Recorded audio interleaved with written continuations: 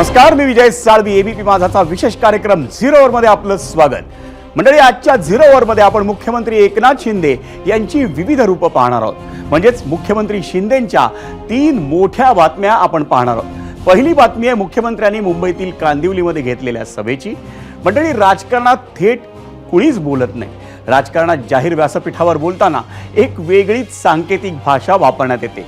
त्यात एकाला ऐकवायचं असतं तर इशारा दुसऱ्याला देण्यात यायचं. तुम्ही म्हणाल की कार्यक्रमाच्या सुरुवातीलाच आम्ही कोड्यात का बोलतोय, तर ऐका, सांगतो तुम्हाला. मुख्यमंत्री शिंदेंचं कांदिवलीतलं वक्तव्य पहा. मला हलक्यात घेतलं म्हणून मी तुमचं सरकार पाडलं, असं मुख्यमंत्री एकनाथ शिंदे हे उद्धव ठाकरेंना उद्देशून म्हणाले. आता तुम्ही म्हणाल की यात काय विशेष आहे? शिंदे अशा आशयाची विधानं अलीकडे अनेकदा करतात. तर विशेष हे आहे की मुख्यमंत्र्यांनी हे वाक्य केवळ उद्धव ठाकरेंनाच उद्देशून म्हटलंय का, की आणखी कुणी ते ऐकावं असाही शिंदेंचा हेतू होता? हे आणखी कुणी म्हणजे भाजप किंवा अजित पवारांची राष्ट्रवादी काँग्रेस असण्याची शक्यता नाकारता येत नाही. कारण विधानसभा निवडणुकीत मतदानाची तारीख जसजशी जवळ येते आहे तसतसं मुख्यमंत्री पदावरून वातावरण तापत चाललंय. कोल्हापूरच्या शिराळ्यातल्या सभेत अमित शहानी एक मोठं वक्तव्य केलं होतं. महायुतीला विजयी करायचंय, देवेंद्र फडणवीसांना विजयी करायचंय. शहांच्या या वक्तव्याचा अर्थ अगदी स्वच्छ होता. महायुतीची सत्ता आली तर भावी मुख्यमंत्री हे देवेंद्र फडणवीस असतील, असाच त्यांच्या वक्तव्याचा अर्थ घेण्यात आला. त्यानंतरच्या सभेत शहांनी शिंदे, फडणवीस आणि अजितदादा या तिघांचीही नावं घेतली. पण त्यांना जो सिग्नल द्यायचा होता ना, तो त्यांनी शिराळ्याच्या सभेत आधीच दिला होता. आणि म्हणूनच मला हलक्यात घेऊ नका हे वक्तव्य शिंदेनी भाजपलाही उद्देशून केलं असण्याची शक्यता नाकारता येणार नाही. मंडळी, दुसरी बातमी आहे ती बटेंगे तो कटेंगे या उत्तर प्रदेशचे मुख्यमंत्री योगी आदित्यनाथ यांच्या नाऱ्यावर मुख्यमंत्री शिंदेनी दिलेल्या प्रतिक्रियेची. आणि तिसरी बातमी आहे मुख्यमंत्री शिंदे भडकल्याची. या सर्व बातम्या आपण विस्तारानं पाहणारच आहोत. पण आधी पाहूया कांदिवलीच्या सभेत शिंदे नेमकं काय म्हणाले. या सगळ्या योजना यांची चौकशी करणार आणि जे दोषी आहेत त्यांना जेलमध्ये टाकणार. सांगा बरं, तुम्ही त्यांचं सरकार येऊ देणार? आणि ते म्हणाले म्हणजे जेलमध्ये कुणाला टाकणार? अरे मुख्यमंत्री आणि 2 उपमुख्यमंत्री. अरे मी तर, मला कसले धमके देत आहे? असल्या पोकळ धमक्यांना घाबरत नाही मी. आणि असं माझं आंदोलनातून मी आलो आहे, हे संघर्षातून इथपर्यंत पोचलो आहे. मला तुम्ही लाईटली घेतलं म्हणून तुमचं सरकारच पाडून टाकलं मी. टांगा पलटी, घोडे फरार, एवढा लाईटली घेऊ नका मला. मूळ शिवसेनेचा जो वोटर होता तो आपल्या धनुष्यबाणाकडे आलाय. म्हणजे मामा, तुम्हाला चिंता करायची गरज नाही, ते सगळं इकडं आलंय. त्यांच्याकडे फक्त आता काँग्रेसची वोट बँक राहिली आहे, ती सूज आहे, सूज. आता ते झेंडू बॉम्ब लावल्यावर ती सूज पण उतरून जाय. तुम्ही लावा निवडणुकीमध्ये. मंडळी, तुम्हीच ऐकलंय मुख्यमंत्री एकनाथ शिंदे काय म्हणाले. आणि मुख्यमंत्री एकनाथ शिंदे यांच्या त्याच वक्तव्याशी निगडीत आहे आमचा आजचा पहिला प्रश्न, आणि तो पाहण्यासाठी जाऊयात पोल सेंटरला. आजचा प्रश्न आहे, उद्धव ठाकरेंनी हलक्यात घेतलं म्हणून मी त्यांचं सरकार पाडलं असं म्हणत एकनाथ शिंदे नेमका कुणाला इशारा देत आहेत? भाजप, अजित पवारांची राष्ट्रवादी की महाविकास आघाडी? आम्ही 3 पर्याय आपल्याला यासाठी दिलेले आहेत. मुख्यमंत्री एकनाथ शिंदे यांच्या वक्तव्याचा ठाकरे गटाचे खासदार संजय राऊतांनी समाचार घेतला नसता तरच नवल. शिंदे हे कधीच कुठल्या चळवळीत नव्हते. बेळगावच्या आंदोलनातही त्यांना अटक झाल्याचा कुठलाच पुरावा नाही अशी टीका राऊतांनी केली. तर ठाकरे गटाचे आमदार आदित्य ठाकरेंनीही मुख्यमंत्र्यांवर जोरदार हल्लाबोल केला. मला हलक्यात घेतलं म्हणून तुमचं सरकार मी पाडलं असं मुख्यमंत्री एकनाथ शिंदे म्हणाले. आणि एवढे हलके होते की त्यांना जायला लागलं असेच वाहत गेले सुरत आणि गुवाहाटीला. आता तुमच्यावर पण एक तर ते एक महत्वाचं आहे, त्यांनी मान्य तरी केलं की गद्दारांनी सरकार पाडलं. पण काल हे टेलिप्रॉम्प्टर म्हणजे जे ह्युमन टेलिप्रॉम्प्टर त्यांच्या बाजूला उभे होते, त्यांनी मागून म्हटलं आणि हे म्हटलेत की स्वतः म्हटलेत. ते कोण कोण ह्युमन टेलिप्रॉम्प्टर आहे तुम्ही पाहिलं ना मगाशी? त्यांनी कोणतीही चळवळ केली नाही, त्यांनी फक्त पक्षात राहून वळवळच केलेली आहे. बरं का, त्यांनी एखादी चळवळ केली असेल तर त्यांनी समोर आणावं ते वारंवार सांगतात मी बेळगावच्या आंदोलनात होतो. त्यांनी बेळगावच्या आंदोलनात ते कोणत्या तुरुंगात होते तो कागद समोर आणावा. 42 जण बेळगावच्या तुरुंगात होते, त्याच्यामध्ये एकनाथ शिंदेचं नाव कधीच आम्ही पाहिलं नाही. त्यांनी कधीही बेळगावात येण्याचं धाडस दाखवलं नाही. हे काय सांगतात चळवळीच्या गोष्टी. स्वतःची कातडी वाचवून यांनी राजकारण केलं, फक्त पैशाचं, बाकी काही केलं नाही. यांनी कधीही कोणतंही आंदोलन केलं नाही. हे कधी तुरुंगात गेले नाहीत. याने कधी एक लाठी खाल्ली नाही. हे काय सांगतात शिवसेनेच्या संदर्भात त्यागातल्या गोष्टी. मंडळी, मुख्यमंत्री म्हणून एकनाथ शिंदेंनी सभागृहात पहिलं भाषण केलं तेव्हा अनेक राजकीय पंडितांच्या भुवया उंचावल्या होत्या. त्यांच्या भाषणाचं आणि त्यांच्या शैलीचं त्यावेळी कौतुकही झालं आणि असंच कौतुक आणखी एका मुख्यमंत्र्यांच्या भाषण शैलीचं होतंय. ते आहेत उत्तर प्रदेशचे मुख्यमंत्री योगी आदित्यनाथ. आक्रमक हिंदुत्वाचा हुंकार त्यांच्या प्रत्येक शब्दात आढळून येतो. त्यामुळे उत्तरेत योगी आदित्यनाथांना मोठी पसंती मिळते. आणि म्हणूनच की काय, पण महाराष्ट्रातल्या विधानसभा निवडणुकीचा प्रचार गाजवण्यासाठी भाजपनं त्यांना स्टार प्रचारक केलं. पण त्यांच्या एका घोषणेनं महायुतीतच मतभेद निर्माण झाले.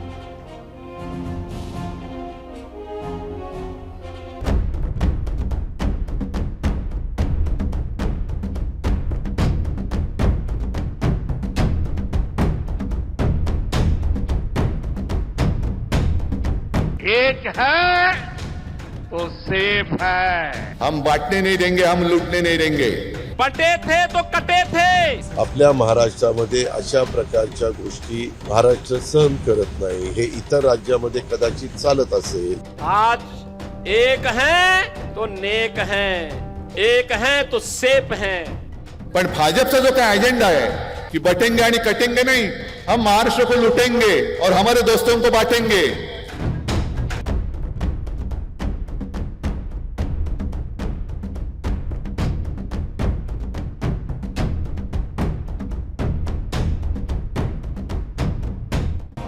ऐकलत ना मंडळी, महाराष्ट्रातल्या विधानसभा निवडणुकीच्या प्रचारात सध्या 2 नारे प्रामुख्याने ऐकायला मिळतात. पहिला नारा बटेंगे तो कटेंगे. वाशिम आणि अमरावतीच्या सभेतून उत्तर प्रदेशचे मुख्यमंत्री योगी आदित्यनाथांनी पहिल्यांदा ही घोषणा दिली आणि महायुतीच्या प्रचाराचा टोन सेट झाला. त्यानंतर अवघ्या काही तासांमध्येच मित्रपक्षांमधून थोडा नाराजीचा सूर येऊ लागला आणि मग काय, घोषणेत बदल झाला. महाराष्ट्रात पोहोचलेल्या पंतप्रधान नरेंद्र मोदी आणि गृहमंत्री अमित शहानी आपल्या सभांमध्ये नवा नारा दिला आणि तो होता एक है तो सेफ है. याच विषयावर मुख्यमंत्री एकनाथ शिंदे आणि उपमुख्यमंत्री अजित पवारांनी आपापली भूमिका स्पष्ट केली आहे. टेलिग्राफ या वर्तमानपत्राला दिलेल्या मुलाखतीत एकनाथ शिंदेनी भाजपच्या नाऱ्यावर आपली भूमिका स्पष्ट केली आहे. ते म्हणतात बटेंगे तो कटेंगे ही घोषणा म्हणजे काही वेगळा नरेटिव्ह नाही, तर मतदानाचा टक्का वाढवण्याचा प्रयत्न आहे आणि त्यात काही चूक आहे असं वाटत नाही. आणि एकनाथ शिंदेनी एकंदरीत त्या घोषणेला पाठिंबाच दिला. पण उपमुख्यमंत्री अजित पवारांनी या नाऱ्यावर पहिल्याच दिवशी व्यक्त केलेली नाराजी कायम राखून बटेंगे तो कटेंगे या घोषणेलाच विरोध केलाय आणि त्यांच्या राष्ट्रवादी काँग्रेसची भूमिका कशी वेगळी आहे हेही त्यांनी स्पष्ट केलं. देश एक रहेगा तो सेफ रहेगा, उसमें क्या खराबी है? कुछ भी नहीं है. मुझे तो उसमें कोई गलत नहीं दिखता. बटेंगे तो कटेंगे वो गलत है. वो मुझे क्या बटेगा कटेगा ये वर्ड यूज करने का महाराष्ट्र में तो कोई अर्थ है ही नहीं, ऐसा मेरा खुद का कहना है. महाराष्ट्र के लोग अलग, उनकी सोच अलग है. शायद यूपी के, बिहार की, मध्य प्रदेश की, वहाँ के लोगों की सोच अलग हो सकती है, वो उनका अधिकार है. लेकिन महाराष्ट्र में ऐसा नहीं चलता. हमारे महाराष्ट्र में शिव शाहू फुले आंबेडकर की विचारधारा, शिव यानी छत्रपति शिवाजी महाराज, राजर्षि शाहू महाराज, महात्मा ज्योतिराव फुले और डॉक्टर बाबा साहेब आंबेडकर, इनकी विचारधारा चलती.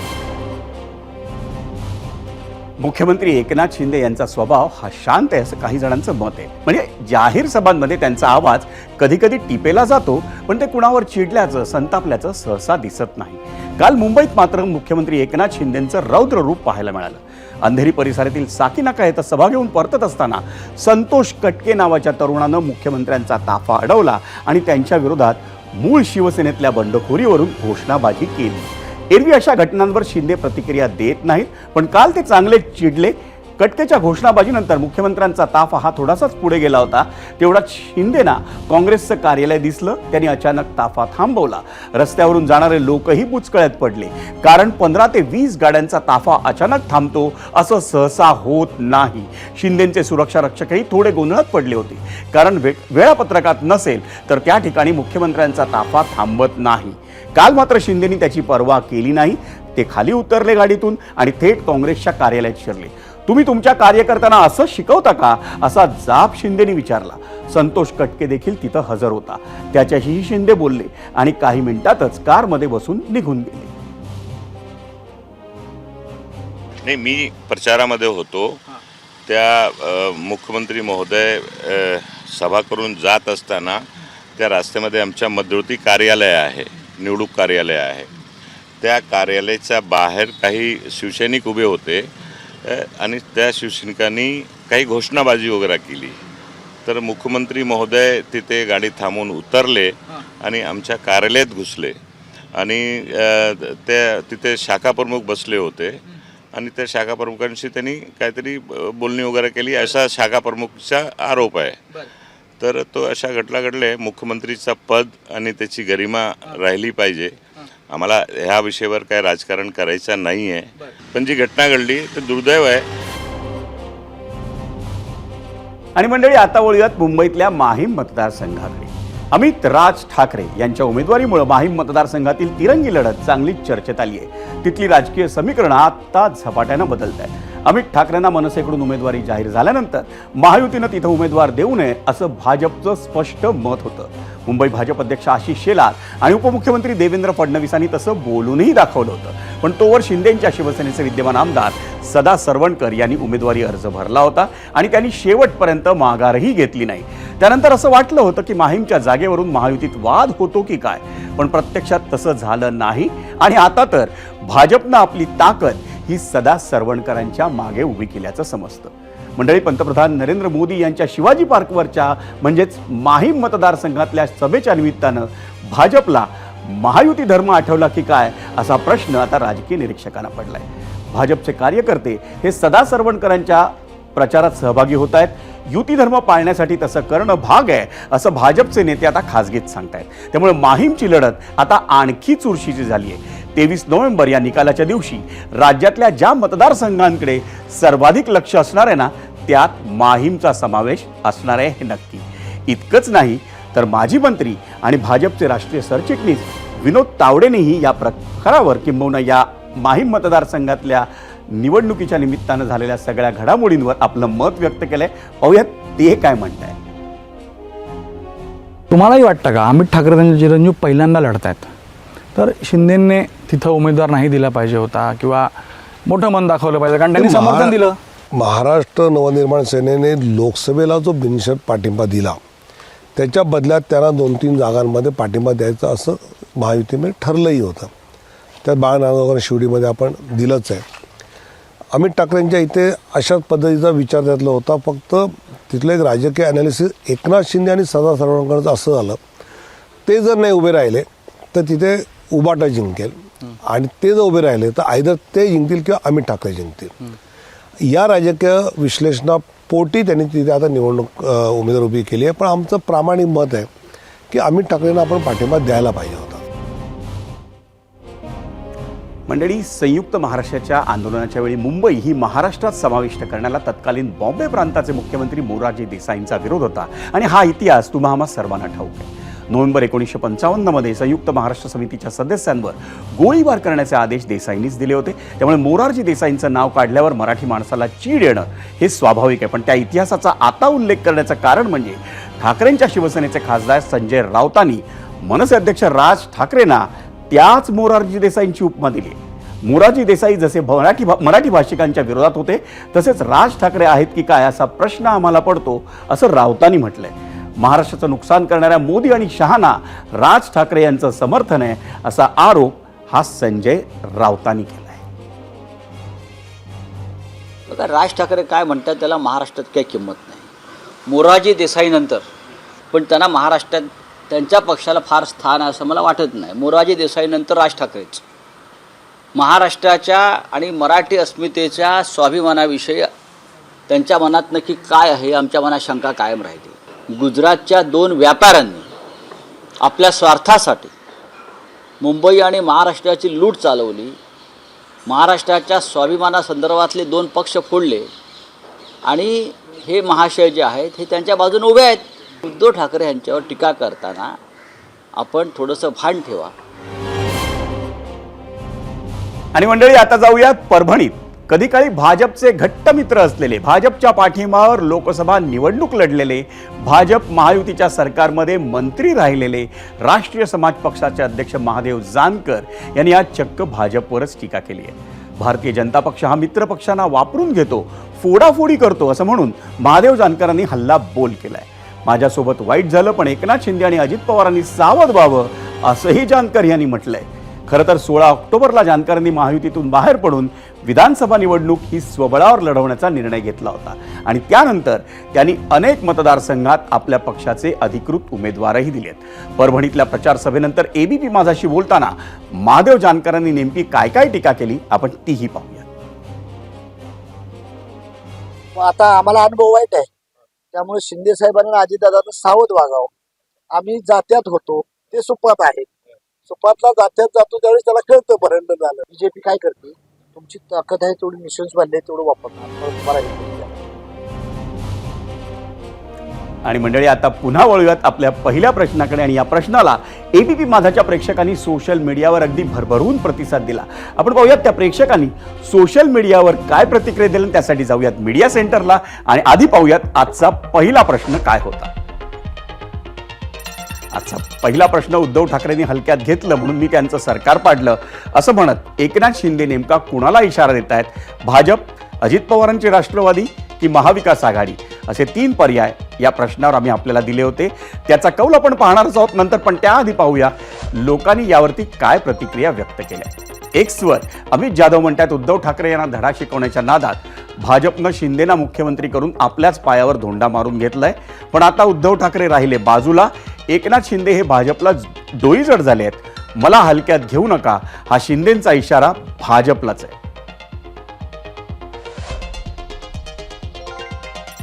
एक्सवरच शंतनू गौतम म्हणतायत, आयत्या पिठावर रांगोळ्या, आयत्या बिळावर नागोबा.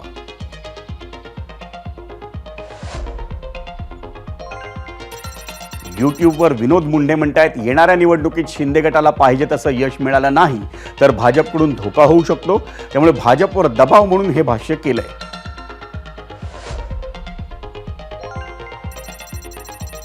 यूट्यूबवर सुजित घुमरे म्हणतायत, लोकसभा निवडणूक निकालांच्या पार्श्वभूमीवर ते म्हणाले.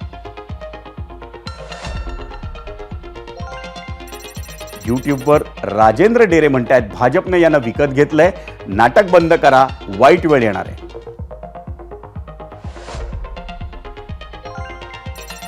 यूट्यूबवरच गणेश शेजवळ म्हणतायत, महाराष्ट्र राज्य स्वाभिमानी आहे, इथं लाचारी, गद्दारी, विश्वासघातकी, भ्रष्टाचाराला अजिबात थारा नाही. फेसबुकवर निलेश निमसे म्हणतायत, तुमची ताकद विशेष नव्हती, तुमच्या मागे जी शक्ती उभी होती ती सगळं मॅनेज करत होती म्हणून तुम्ही स्वतःला मोठे समजू लागले आहात.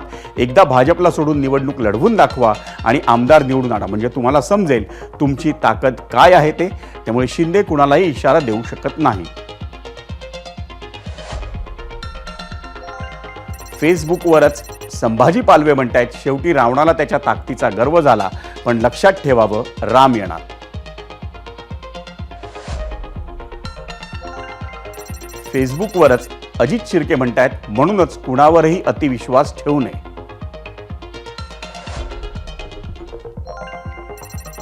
फेसबुकवरच उल्हास राऊत म्हणतायत, या विधानसभा निवडणूक प्रचारात कोणताही पक्ष आधी काय कामं केली आणि भविष्यात काय करणार आहोत याबद्दल बोलत नाहीये. एकमेकांची उणीधुणी काढण्यात आणि एकमेकांना खाली दाखवण्यातच वेळ वाया घालवतात. जनता जनार्दन यांना 23 नोव्हेंबरला चोख उत्तर देणार. फेसबुकवर अनिल सावंत म्हणतायत, गर्वहरण होणार.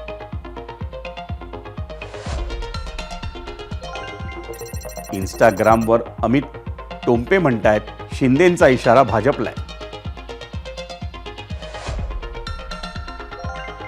इंस्टाग्रामवरच मदनसिंग राजपूत म्हणतायत, 100% सहमत आहे, उबाठाची मस्ती शिंदे साहेबांनी उतरवली, ती पण थाटात.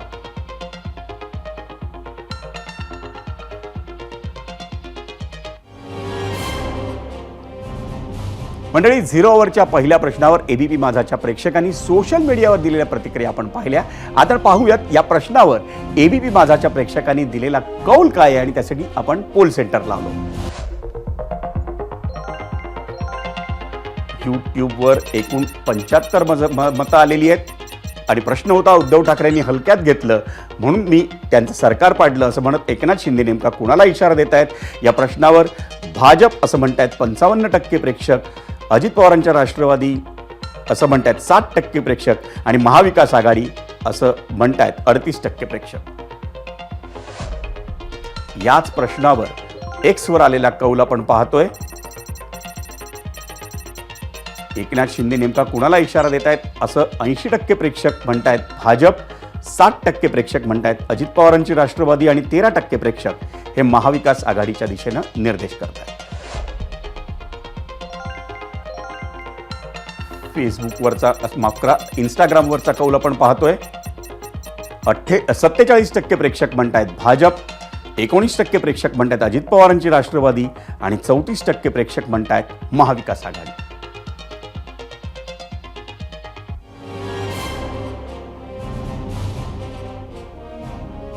मंडळी, खरंच राजकारण हे फार मजेदार असतं. तिथं सांगायला युती आणि आघाडी असते, पण त्यातही प्रचंड स्पर्धा आणि हेवेदावे सुरूच असतात.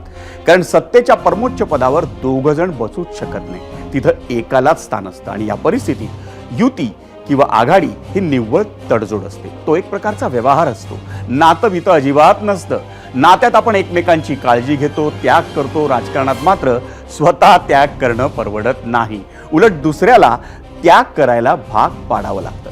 आता या पार्श्वभूमीवर मला हलक्यात घेतलं म्हणून मी तुमचं सरकार पाडलं हे मुख्यमंत्री एकनाथ शिंदेंचं वक्तव्य पाहिलं, आणि ते वक्तव्य भाजपला उद्देशून होतं असं काही क्षणांसाठी गृहीत धरलं, तर त्यात आश्चर्य वाटण्यासारखं काहीच नाही. कारण भाजप असो, शिंदेंची शिवसेना असो, किंवा अजित पवारांची राष्ट्रवादी काँग्रेस असो, प्रत्येक पक्ष हा पूर्ण सत्ता मिळवण्यासाठीच राजकारणात असतो. आणि राज्यातलं सत्तेचं सर्वोच्च पद म्हणजे मुख्यमंत्री पद हे सत्तेत असताना जी कामं करून घेता येतात ती विरोधात राहून करता येत नाही, हे कटू असलं तरी सत्य आहे. म्हणून तर युती, आघाडी, फोडाफोडी, बाहेरून पाठिंबा, मैत्रीपूर्ण लढती, विशिष्ट एका जागेवर उमेदवार न उतरवणं, आणि आदी एक ना अनेक क्लुप्त्या करून नेते मंडळी सत्तेत येण्याचा आणि त्यानंतर तिथं टिकून राहण्याचा आटोकाट प्रयत्न करत असतात.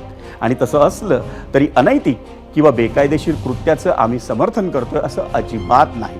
कारण राजकारण हे स्वच्छच असायला हवं, पण सध्याचं राजकारण तसं नाही आहे. त्यामुळे त्याचं विश्लेषण करायचं तर आपण प्रॅक्टिकल राहूनच केलं पाहिजे.